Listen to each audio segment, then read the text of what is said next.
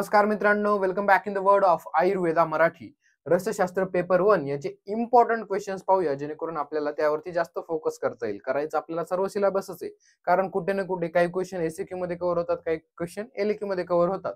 फक्त या पूर्ण सिलेबस मध्ये आपल्याला कोणत्या गोष्टी पाठच असायला हव्या, कोणत्या गोष्टींकडे आपल्याला मेन फोकस असायला हवं, अशा गोष्टी मी तुमच्या पुढे मांडणार आहे, ज्या की प्रिव्हियस इयर्स मध्ये मोस्ट रिपीटेड आहेत, इम्पॉर्टंट आहेत, फेमस आहेत, जे की तुमच्या पेपर मध्ये येण्याच्या एक्झामिनरची चॉईस असू शकते असे क्वेश्चन्स.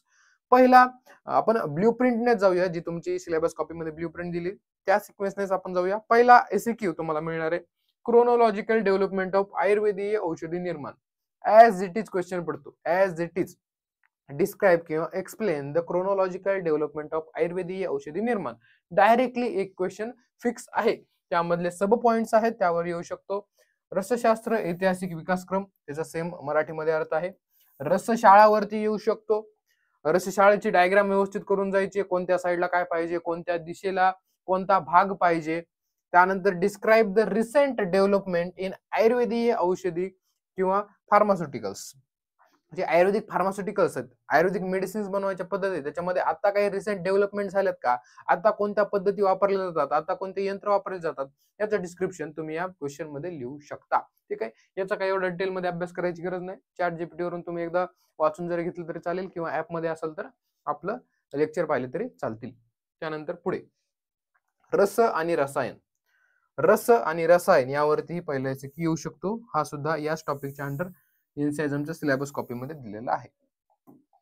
त्यानंतर दुसरा एसक्यू आपल्याला परिभाषा किंवा आधारभूत सिद्धांत यावरती आपल्याला ब्ल्यूप्रिंट मध्ये सांगितलेले आहे. परिभाषा किंवा आधारभूत सिद्धांत. परिभाषामध्ये खूप साऱ्या परिभाषा आहे. पहिलं तर भस्म परीक्षा. भस्म परीक्षेच्या 2-3 परिभाषा तुम्हाला पाहायला मिळतील. त्याच्यामध्ये भस्माची परीक्षा केली जाते, पाण्यावर तरंगवायचं भस्म, ते बुडणार की नाही, अशा प्रकारचे 2-3 तुम्हाला भस्माच्या ह्या परिभाषा बघायला मिळतील. ह्या इम्पॉर्टंट आहेत, येऊ शकतात. पारद अष्टसंस्कार. आता खूप जण सांगतात की पारद अष्टसंस्कार हे सिलेबस मध्येच नाहीये, परंतु नीट पहा सिलेबस कॉपी, हा परिभाषामध्ये टॉपिक दिलेला आहे.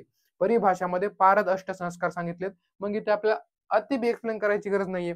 फक्त पारद अष्टसंस्कार एसक्यू आला तर सगळ्यांचं थोडं थोडं डिस्क्रिप्शन देऊन आपल्याला हा परिभाषा संपवायचा आहे. परंतु यानंतर आणखी एक फॅक्ट तुम्हाला सांगतो की मागच्या 2 वर्षांमध्ये या परिभाषावरती एसक्यू आलेला नाहीये. मागच्या 2 वर्षात एसक्यू आला नाही. का बरं आला नाही? कारण याच्या कॉम्पिटिशन मध्ये कोण आहे, आधारभूत सिद्धांत नावाचा टॉपिक आपल्या पुढे दिसतोय. आणि मागचे दोन्ही हे जे न्यू पॅटर्न नुसार पेपर झाले, त्याच्यामध्ये आधारभूत सिद्धांत यावरतीच क्वेश्चन विचारले गेलेले आहेत. त्यामुळे आता आधारभूत सिद्धांत मध्ये काय इम्पॉर्टंट आहे पाहूया. आर्द्र आणि शुष्क या द्रव्याच्या ग्रहण विधी, त्याचबरोबर अनुक्त द्रव्य या दोघांचाही संग्रह. ठीक आहे, या दोघालाही कसा संग्रह करायचा हा वेगळा क्वेश्चन आहे, हा वेगळा आहे. आर्द्र आणि शुष्क द्रव्याचं संग्रह आणि अनुक्त विशोषक्त द्रव्याचा संग्रह हे तुम्हाला आतापर्यंत प्रिव्हियस इयर मध्ये दोन्ही इयर मध्ये विचारले गेलेले आहेत, जे 2 पेपर झालेले आहेत त्याच्यामध्ये. त्यानंतर पुढे कल्पसेवन मात्राचं महत्व येऊ शकतं. सवीर्यता व काळ संस्कार हे विचारलं जाऊ शकतं. त्यानंतर आपल्याला या सर्वांमध्ये जर रँकिंग द्यायला झाली, प्रायोरिटी द्यायला झाली, तर सगळ्यात जास्त कशावरती येऊ शकतो, ते आर्द्र आणि शुष्क द्रव्य याच्यावरच येऊ शकतो. द्रव्य संग्रह विधी विचारली जाऊ शकते तुम्हाला, त्यातही आर्द्र, शुष्क किंवा अनुक्त आणि विशोषक्त ह्या कॉन्सेप्ट तुम्हाला विचारले जाण्याचे मोस्ट चान्सेस तुम्हाला दुसऱ्या एसक्यू मध्ये आहेत. त्यानंतर तिसरा एसक्यू पाहूया.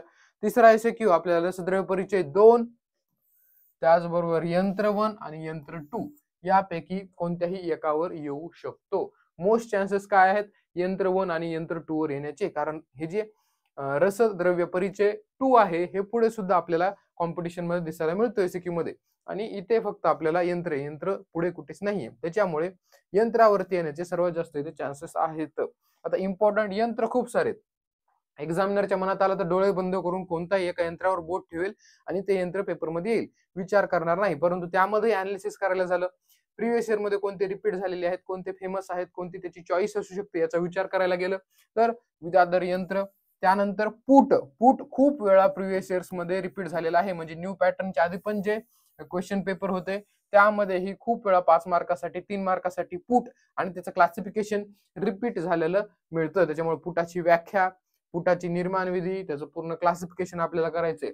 त्यानंतर सामान्य मुषा हा सुद्धा क्वेश्चन आपल्याला खूप वेळा रिपीट झालेला दिसून येतो प्रिव्हियस इयर क्वेश्चन मध्ये. सामान्य मुषा निर्माण विधी, ठीक आहे. त्यानंतर कोष्ठी हा सुद्धा क्वेश्चन तुम्हाला खूप वेळा रिपीट झालेला दिसेल. कोष्ठी म्हणजे काय आणि कोष्ठीचे प्रकार हे प्रिव्हियस इयर मध्ये रिपीट झालेले आहेत, यावरती फोकस करायचा आहे. त्यानंतर यंत्रांमध्ये पाहायला गेलं, फेमस पाहायला गेलं स्वेदन यंत्र, त्याचबरोबर पाताल यंत्र, पातन यंत्र आणि जारण या यंत्रांचा समावेश तुमच्या पेपरमध्ये होऊ शकतो, कारण हे काय आहेत, फेमस यंत्र आहेत. त्यानंतर पुढे मॉडर्नचे यंत्र करायचे का, खूप सारे यंत्र वाचलेत नाहीयेत मी, काही यंत्र तुमच्या पुढे ठेवतोय मॉडर्नचे. हे तुम्ही ChatGPT वरती क्लिक करून थोडंसं याची बेसिक इन्फॉर्मेशन वाचून घ्या. मला वाटतं 7 ते 8 मॉडर्नचे इन्स्ट्रुमेंट आहेत.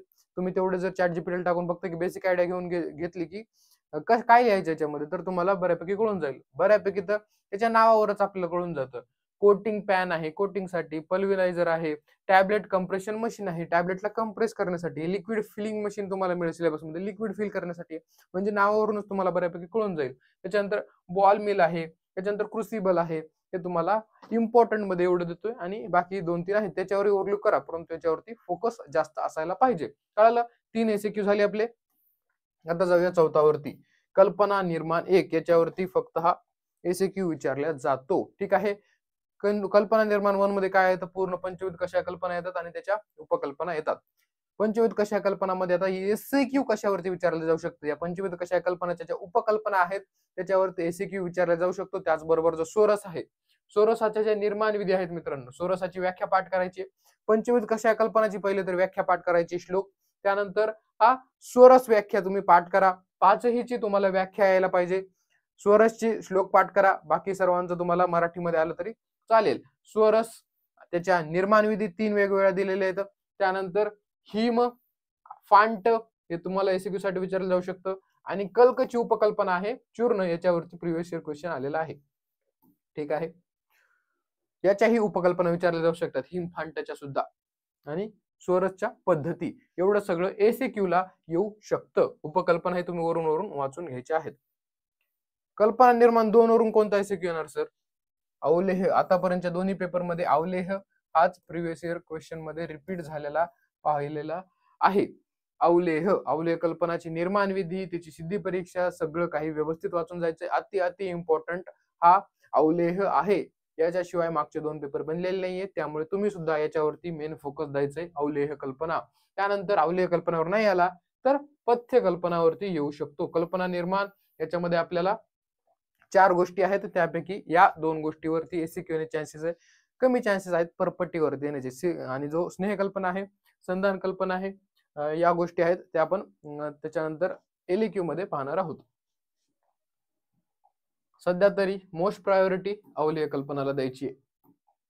त्यानंतर पुढे रसद्रव्य परिचय 1, द्रव्य परिचय 2 यापैकी एक एसक्यू विचारला जातो. आता याच्यापैकी कोणता विचारला जाणार, एक्झामिनर का वेळ नाही ना, थोडा विचार करतो. काय विचार करतो, जो रसद्रव्य परिचय 1 आहे त्याच्यावरती सेपरेट एलक्यू दिलेला आहे ब्ल्यूप्रिंट मध्ये.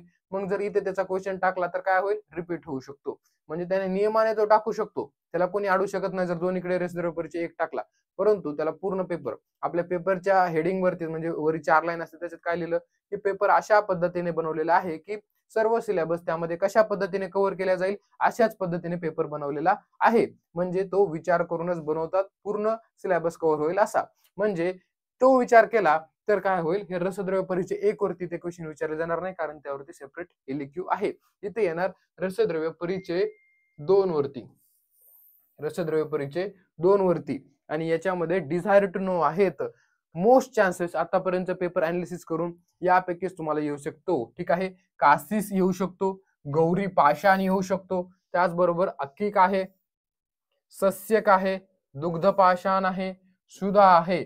याचं शोधन मारण हे मस्ट नो साठी आहे आणि बाकी डिझायर टू नो ला दिलेलं आहे. सगळ्यांचं शोधन मारण व्यवस्थित करायचंय. रसद्रव्य परिचय 1 सर्वांच शोधन मारण व्यवस्थित यायला पाहिजे, कारण शोधन मारण व्यवस्थित केलं तर मारण पेपर 2 मध्ये सुद्धा कामाला येईल. त्याच्यामुळे शोधन मारण आणि त्याचा रोगाधिकार काय, कशावरती यूज करतोय, या गोष्टी प्रामुख्याने आपल्याला माहित असायला पाहिजे. एसक्यू साठी मोस्ट चान्सेस आहेत याच्यामधूनच तुम्हाला फिक्स एसक्यू पाहायला मिळेल, ठीक आहे. कारण हे डिझायर टू नो चे टॉपिक्स आहेत. रसद्रव्य परिचय 2 चे एक एसक्यू आपल्या डिझायर टू नो मधून सांगितलेला आहे. त्यामुळे पूर्ण अनालिसिस करून मोस्ट चान्सेस बनतात की या मी जे तुम्हाला पुढे दिलेले आहेत त्या रसद्रव्य परीक्षेपैकीच तुम्हाला हा एसीक्यू 99% आपण पाहायला मिळेल असं म्हणू शकतो. पुढे चतुर्विध रसायन, 7वा एसीक्यू चतुर्विध रसायन. ठीक आहे. जेव्हा चतुर्विध रसायनवरती सेपरेट एसीक्यू दिलेला आहे, याला काही कॉम्पिटिशन मध्ये नाही, म्हणजे याच्यावर पडणार म्हणजे पडणारच आहे, म्हणजे ते वाचायला काही हरकत नाही. आणि याच्यामधले चारही रसायन अति महत्वाचे, त्याच्या म्हणजे प्रश्न पडल्याशिवाय पेपर निघणारच नाही, कारण एलक्यू मध्ये सुद्धा तो दिलेला आहे. पहिले बघा आता रसद्रव्य चतुर्विध रसायन. चतुर्विध रसायन, आता याच्यावरती मोस्ट ऑफ एसिक काय येतं, याची व्याख्या म्हणजे थोडंसं डिस्क्रिप्शन विचारतात, त्याच्यामधला कोणता तरी कल्प आपल्या सिलेबस मध्ये कल्प दिलेले आहेत, त्याच्यापैकी विचारले जाणार. हे बघा आता परपटी आहे, लोह परपटी आणि सुधा परपटी, याच्याविषयी तुम्हाला विचारले जाणार. कुपीपक्व रसायन काय सांगून रससिंधू रसकर्पूर, हा एसीक्यूला येण्याचे चान्सेस खूप कमी आहे, कारण हा एलक्यूला फिक्स येतो. पोटली रसायन जर त्यांना विचारायचंय, ताम्रगर्भ आणि लोहगर्भ याचे कंटेंट व्यवस्थित करायचे. इकडे जे दिलेत ना, याचे कंटेंट व्यवस्थित वाचायचे आणि कशावरती कामाला आहे ते सुद्धा व्यवस्थित लिहायचं. त्याच्यानंतर खरलीय रसायन, वात विध्वंस, श्वासकुठार रस, हा प्रिव्हियस इयरचा क्वेश्चन. खरलीय रसायन काय ते सांगायचं आणि त्यानंतर श्वासकुठाराचे इंग्रेडियंट्स, तो कशा प्रकारे यूज केला जातो, कशावरती यूज केला जातो, एवढ्या गोष्टी करायच्या. जेवढे हे कल्प दिलेत त्याचे इंग्रेडियंट्स तुम्हाला पाठ असायला पाहिजे, सगळ्यांच्या ट्रिक तुमच्याकडे असायला पाहिजे, जेणेकरून लक्षात राहतील. कळालं? ह्या वरच्या ज्या 3 आहेत, परपटी, त्यानंतर पोटली आणि खरली, याच्यावरती एसीक्यू येण्याचे जास्त चान्सेस आहेत. त्याच्यानंतर सगळ्यात शेवटचा एसीक्यू आहे जीएमपी वरती, मॉडर्न. मोस्ट ऑफ पोरं काय करतात की हा पार्ट स्किप करून जातात, डायरेक्ट स्किप करून देतात. असं करायचंय का? नाही, हा पाठ करून जायचा आहे. खूप जास्त सोपा पाठ आहे मित्रांनो, जीएमपी. याचे फुल फॉर्म जरी केलं तरी सुद्धा तुमचा मार्क पडू शकतात. जो पहिला न्यू पॅटर्न नुसार पेपर आलेला होता त्यामध्ये डायरेक्टली फुल फॉर्म विचारले गेलेले होते, एफडीए, एफडब्ल्यूएस, एआय, म्हणजे तुम्ही फक्त ओव्हरलुक केलं असतं तरी सुद्धा तुम्हाला आलेलं असतं. परंतु पोरांनी काय केलं, मॉडर्नचा टॉपिक डायरेक्ट स्किप करून टाकला. किंवा काही जणांना माहित बी नसतं की मॉडर्न सिलेबस मध्ये आहे रसशास्त्रच्या. त्यामुळे हीच चूक करू नका. आता हा व्हिडिओ पाहताय तर मी जो सांगतोय तेवढे क्वेश्चन व्यवस्थित वाचून जाणे. ठीक आहे.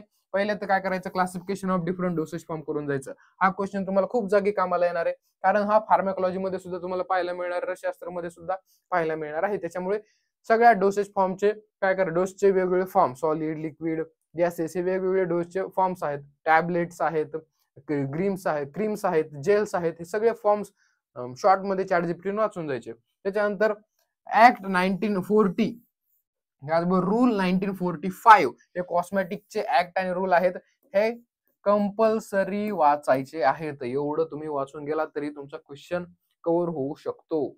सगळ्यात महत्वाचं, हे क्वेश्चन प्रिव्हियस इयरला आलेला होता, फक्त आणि फक्त याचे काय फुल फॉर्म विचारले गेलेले होते. ठीक आहे. कशा कशाचे फुल form, FSSAI, FDA, CCRAS, DGI, CDSCO, याचे फक्त फुल फॉर्म्स विचारले गेलेले होते.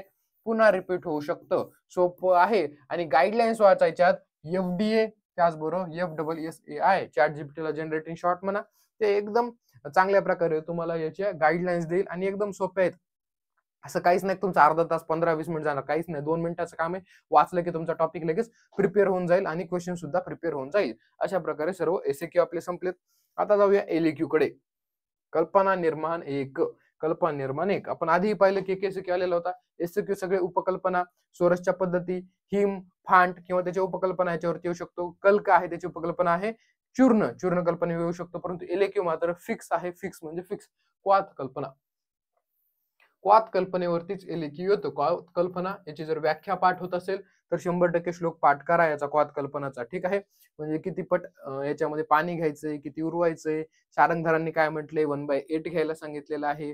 बाकीच्या ऋषींनी काय सांगितले, 1/4 घ्यायला सांगितले. 1/8 घेतलं तर ते अतिउत्तम राहतं, जास्तीत जास्त त्याचा अंश आपल्याला उतरताना पाहायला मिळतो. सगळ्या काही बारकाई याच्या वाचून घ्या, निर्माण विधी, मात्रा, त्याच्यानंतर आपण काय काय काळजी याच्यामध्ये घेतली पाहिजे, हे सगळ्या गोष्टी आपल्याला याच्यामध्ये यूज करायचे आहेत. अग्नी कशा प्रकारचा पाहिजे, मंद अग्नी पाहिजे, एकदम डिटेल मध्ये हा क्वात वाचून घ्या.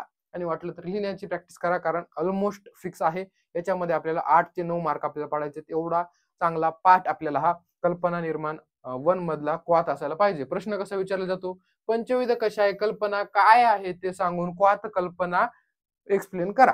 ठीक आहे. मग पंचविध कशा आहे कल्पनाच फक्त लिहायचं. सोरस म्हणजे काय, हिम म्हणजे काय, फांट म्हणजे काय, सगळे लिहायचं. कल्क म्हणजे काय, कसा बनवला जातो, आणि क्वात चालू केला त्याची एकदम डिटेलिंग त्याची व्याख्या, निर्माण विधी, मात्रा, हे सगळं काही आपल्याला त्याच्यामध्ये लिहायचं आहे. फिक्स आहे, त्याच्यामुळे इग्नोर करू नका. दुसरा क्वेश्चन हा पण ऑलमोस्ट फिक्स आहे. स्नेह कल्पनावरती विचारला जातो. त्याची निर्माण विधी व्यवस्थित करून जायची आहे, त्याची सिद्धी परीक्षा व्यवस्थित करून जायची आहे, मात्रा व्यवस्थित करून जायची आहे. या गोष्टी खूप जास्त. सिद्धी परीक्षा, या स्नेहाची सिद्धी परीक्षा खूप खूप खूप जास्त महत्वाची आहे. संधान आहे, संधान कल्पनाची सुद्धा सिद्धी परीक्षा खूप जास्त महत्वाची आहे. म्हणजे काय, की व्यवस्थित तयार झालेला आहे की नाही. कशा प्रकारे आपण ओळखतो संधान व्यवस्थित तयार झालाय का?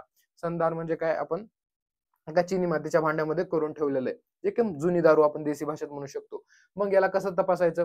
एक तर काडी घ्यायची आपली किंवा मेणबत्ती घ्यायची, त्याच्या मुखाजवळ आपण फिरवली, ठीक आहे, त्या भांड्याच्या. मग काय होईल, जर याचं फर्मेंटेशन जर चालू असेल तर काय होईल, ते कार्बन डायऑक्साईडने ती जी आपण मेणबत्ती पेटवली ते काय होत जाईल, विझून जाणार आहे. परंतु जर पूर्णपणे तयार झालेला असेल हा संधान, मग त्याचं काय फर्मेंटेशन बंद झालेलं असेल, पूर्ण तयार झालाय, तेव्हा याच्यातून कार्बन डायऑक्साईड बाहेर नाही पडत आहे, तेव्हा जेव्हा आपण ही मेणबत्ती फिरवू तेव्हा ती विझणार नाही. मेणबत्ती जर विझली नाही, समजायचं सिद्धी परीक्षा झालेली आहे, व्यवस्थित संधान तयार झालेलं आहे. त्याचबरोबर जेव्हा आपण या भांड्याला कान लावतो, तो गुदगुद गुदगुद असा आवाज यायला लागतो. केव्हा आवाज येतो, जेव्हा याच्यामध्ये फर्मेंटेशन चालू आहे, कार्बन डायऑक्साईड बाहेर पडतोय. पण जेव्हा हा आवाज आला नाही तर समजायचं फर्मेंटेशन एकदम व्यवस्थित झालेलं आहे. दुसरी, त्याच्यानंतर तिसरं काय, गंध व्यवस्थित आपल्या औषधांसारखा त्याला यायला लागतो. ही काय, संधानची सिद्धी परीक्षा सांगितलेली आहे. ही सिद्धी परीक्षा येऊ शकते. त्याचबरोबर स्नेहाची सुद्धा सिद्धी परीक्षा येऊ शकते. मग याच्यामध्ये तुम्हाला खूप चांगल्या प्रकारे एक्सप्लेन केलेलं आहे मी लेक्चर्स मध्ये, तिथे जाऊन पाहू शकता. इथे सर्व काही एक्सप्लेन करणं शक्य नाहीये. मी त्याच्या गोष्टी दिलेल्या आहेत, ते पॉइंट्स आहेत, रीड करून घ्या स्नेह कल्पनांचे. ह्या पॉइंट्स मधूनच तुम्हाला स्नेह कल्पना विचारल्या जाऊ शकतो, किंवा स्नेह पाकाचे विविध पाक जे आहेत, खरं पाक, मृदू पाक, ते विचारलं जाऊ शकतं. किंवा ऑप्शन मध्ये संधान कल्पना सांगितली, त्याची सिद्धी परीक्षा सर्वात जास्त महत्वाची. किंवा आसव आणि अरिष्ट याच्यामधला फरक काय आहे हे ओळखायचंय. तुम्हाला एक क्ल्यू देतो की दोन्हीपैकी एकामध्ये अग्नी यूज केलेला असतो आणि एकामध्ये अग्नी यूज केलेला नसतो. तुम्ही ओळखायचे काय करायचे, कोणत्यामध्ये क्वाथ वापरतात त्याच्यामध्ये अग्नी यूज केलेला असतो आणि दुसऱ्यामध्ये अग्नी यूज केलेला नसतो. हा त्याच्यातला डिफरन्स आहे. व्यवस्थित डिफरन्स वाचून जा, म्हणजे तुम्हाला एखादा सब पॉइंट आला तर कव्हर होऊन जाईल. चतुर्विध रसायन, शेवटचा एलिक्यू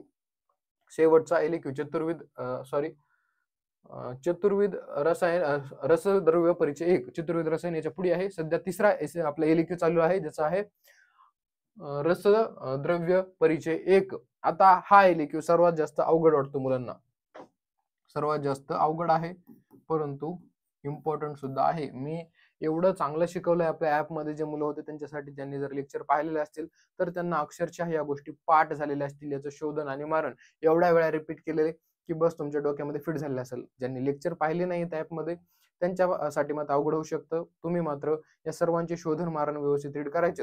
आता मी जे रसद्रव्य परिचय तुमच्या पुढे मांडतोय हे प्रिव्हियस इयर क्वेश्चन्स मध्ये मोस्ट रिपीटेड झालेले आहेत आणि मोस्ट फेमस आहेत. परंतु एक्झामिनरच्या मनात आल्यावर रसद्रव्य परिचय 1 मधला कोणताही विचारला जातो. मोस्ट प्रोबॅबिलिटी पाहायला गेली आतापर्यंतची, धातू कोणता तरी एक किंवा महारस कोणता तरी एक याच्यामधून विचारला जातो. धातू आणि महारस खूप जास्त इम्पॉर्टंट आहेत. त्याच्यामध्ये लोह, ताम्र सर्वात जास्त इम्पॉर्टंट, महारासामध्ये अभ्रक, त्याचबरोबर आपल्याला शिलाजीत, या गोष्टी अति महत्वाच्या पाहायला मिळतात. बघा तुमच्या पुढे मांडले सुद्धा आहेत. हिंगुळ, आतापर्यंत मी जेवढे पेपर झाले सर्वांमध्ये सर्वात जास्त रिपीटेड झालेला क्वेश्चन हा हिंगुळ हा आहे. हिंगुळ हा रसद्रव्य परिचय 1 मधला सर्वात जास्त इम्पॉर्टंट आहे. याच्यापेक्षा इम्पॉर्टंट रसद्रव्य परिचय 1 मध्ये कोणताच नाहीये. त्यानंतर शिलाजेतू हा सुद्धा महत्वाचा आहे, रिपीटेड आहे. गैरिक, त्याच्यानंतर शंख हा विचारला गेलाय, पेपर 2 मध्ये सुद्धा इम्पॉर्टंट आहेत हे. त्याचबरोबर शिलाजेतू सुद्धा पेपर 2 मध्ये सुद्धा इम्पॉर्टंट आहे. वज्र, त्याचबरोबर माक्षिक आहे, माक्षिक आणि सुवर्ण माक्षिक हा सुद्धा रिपीट झालेला आहे. अभ्रक हे सुद्धा रिपीट झालेलं आहे. आणि मोस्ट ऑफ टाइम कसं विचारलं जातं की धातू कोणकोणते हे सांगून मग त्याच्यामध्ये ताम्र धातू किंवा सर्व धातू इम्पॉर्टंट सांगितले. ताम्र लोह अति इम्पॉर्टंट, परंतु कोणत्याही एका धातूवरती विचारला जाऊ शकतो. आणि परिभाषामध्ये सुद्धा हे सगळे रस, साधारण रस, महारस, त्याचबरोबर धातू, हे सर्व गोष्टी परिभाषामध्ये सुद्धा दिल्यात. मग आपल्याला धातू किती आहेत हे माहित असायला पाहिजे. ठीक आहे, डिटेल मध्ये जरी माहित नसलं तर धातू किती आहेत, कोणकोणते आहेत, महारस कोणकोणते आहेत, हे सर्व आपल्याला माहित असायला पाहिजे. कारण परिभाषामध्ये तुम्हाला एखाद्या दिवशी विचारलं जाऊ शकतं की धातूची व्याख्या लिहून धातू कोणकोणते सांगा, किंवा परिभाषामध्ये आपल्याला महारस कोणते ते सुद्धा विचारलं जाऊ शकते. मग अभ्रक, शिलाजीत हे सगळं तुम्हाला माहित असायला पाहिजे. श्लोक पाठ असेल तर श्लोक, किंवा मराठीमध्ये तरी तुम्हाला माहित असायला पाहिजे. त्यानंतर पुढे महारस व धातू, मी काय म्हणतोय, मोस्ट चान्सेस काय आहेत, कोणता तरी एक महारस किंवा कोणता तरी एक धातू शोधून मारण्याकडे सर्वात जास्त फोकस करायचा आहे. चतुर्विध रसायनावरती शेवटचा एलक्यू आपल्याला पाहायला मिळतो. कुपीपक्व रसायन सर्वात जास्त इम्पॉर्टंट 95% म्हणता येईल की कुपीपक्व रसायनवरच येतो. कमी चान्सेस तुम्हाला परपटी ही कुठेतरी बघायला मिळू शकते, परंतु मोस्ट चान्सेस आहेत की कुपीपक्व रसायनच तुम्हाला बघायला मिळेल. वाळूका यंत्र एक सांगायचं राहील तुम्हाला, वाळूका यंत्र खूप जास्त महत्वाचं. कुपीपक्व रसायन आले त्याच्यामध्ये वाळूका यंत्र सुद्धा कव्हर होऊन जातं. हे व्यवस्थित एक्सप्लेन करायचं, विथ डायग्राम एक्सप्लेन करायचं, स्टेप वाईज कुपीपक्व रसायन एक्सप्लेन करायचं. क्वाथ सारखी याची सुद्धा प्रॅक्टिस करून जा. मोस्ट ऑफ टाइम कुपीपक्व रसायन रिपीट झालेलं पाहिलंय आणि याही वर्षी ऑलमोस्ट चान्सेस आहेत की कुपीपक्व रसायनच तुम्हाला पाहायला मिळेल. आता आपण कल्पना निर्माण 1 पाहिलं, 2 पाहिलं, परंतु कल्पना निर्माण 3 पाहिलंच नाही. आता इथे पेपर संपलाय. 3 मध्ये काही येऊ शकतं, कारण याच्या चतुर्विध रसायनला कल्पना निर्माण 3 ऑप्शन मध्ये दिलेले. चतुर्विध रसायनवर एसएक्यू सुद्धा आलेला आहे, परंतु आतापर्यंत इतिहास पाहिला चतुर्विध रसायनवरच एसएक्यू, चतुर्विध रसायनवरच एलक्यू पाहायला मिळतो. ठीक आहे. आता कल्पना निर्माण 3 बाकी कुठेच दिलेलं नाही, इथे दिलेलं आहे. कल्पना निर्माण 3चा जर तुम्ही सिलेबस कॉपीचा अभ्यास केला, त्याच्यामध्ये 4 कल्पना पाहायला मिळतात तुम्हाला, परंतु त्या डिझायर टू नोला दिलेल्या आहेत. आणि कल्पना निर्माण 3 हे डिझायर टू नोलाच नाहीये, त्याच्यामधल्या फक्त 2च मोस्ट टू नोला दिलेल्या आहेत. त्या म्हणजे क्षार कल्पना आणि लेप कल्पना 2च आपल्याला मोस्ट टू नोला पाहायला मिळतात. त्याच्यामुळे जर कल्पना निर्माण 3 वर क्वेश्चन यायचा असेल तर क्षार आणि लेप फक्त या 2 कल्पनावरती येऊ शकतो. एकदम सोप्या कल्पना आहेत, 1 टाइम रीड केले पेपर लिहिता येईल एवढ्या सोप्या कल्पना या दोन्ही सुद्धा आहेत. त्याच्यामुळे 4 अंक कल्पना वरून वरून वाचून जा, कुपीपक्व लगभग फिक्सच आहे. अशा प्रकारे पेपर 1 पूर्णपणे रसशास्त्रचा आपल्या पुढे मांडलेला आहे. यामध्ये इम्पॉर्टंट आहेत. मोस्ट ऑफ पेपर तुम्हाला यामधून बघायला मिळायला पाहिजे अशी अपेक्षा करतोय, कारण अनालिसिस केलेलं आहे. फेमस क्वेश्चन्स आहेत, रिपीटेड क्वेश्चन्स आहेत. या व्यतिरिक्त तुम्हाला सिलेबस मधला कोणताही पॉइंट असा सोडायचा नाही की ज्याच्यावर तुम्ही नजर फिरवली नाहीये. सगळ्यांवरती ओव्हरलुक करायचंय, तेव्हाच तुम्हाला कळेल, अर्थ समजून घ्यायचा आहे. म्हणजे पेपरमध्ये जरी काही आठवलं नाही तरी सुद्धा तुम्ही अंदाजे, म्हणजे तुम्हाला जर कन्सेप्ट माहिती आहे की याचा अर्थ काय, तर त्याच्या हिशोबाने तुम्ही बऱ्यापैकी लिहू शकाल. त्याच्यामुळे सगळ्यांवरून डोळे फिरवायचे आहेत, तेव्हाच तुम्हाला लिहिता येईल. आणि या गोष्टी मी दिल्यात त्या गोष्टी लगभग पाठ करून ठेवायच्यात. फोकस याच्यावरती असायला पाहिजे. पेपर 2 चा व्हिडिओ हवा असेल तर या व्हिडिओला लाईक करा आणि कमेंट करा पेपर 2, तेव्हा तुम्हाला मिळेल पेपर 2 चा व्हिडिओ लवकरात लवकर. ठीक आहे. इंस्टाग्रामचा ब्रॉडकास्ट चॅनलची लिंक डिस्क्रिप्शन मध्ये देतोय, तिथे जाऊन जॉईन करा, म्हणजे तुम्हाला लेटेस्ट अपडेट्स मिळत राहतील एक्झाम बद्दल किंवा अशा प्रकारच्या व्हिडिओच्या बद्दल, किंवा काही मला अर्जंट तुम्हाला द्यायचं युट्यूबला व्हिडिओ न देता तिथे मी तुम्हाला देईल. ठीक आहे. Thank you very much. All the best मित्रांनो.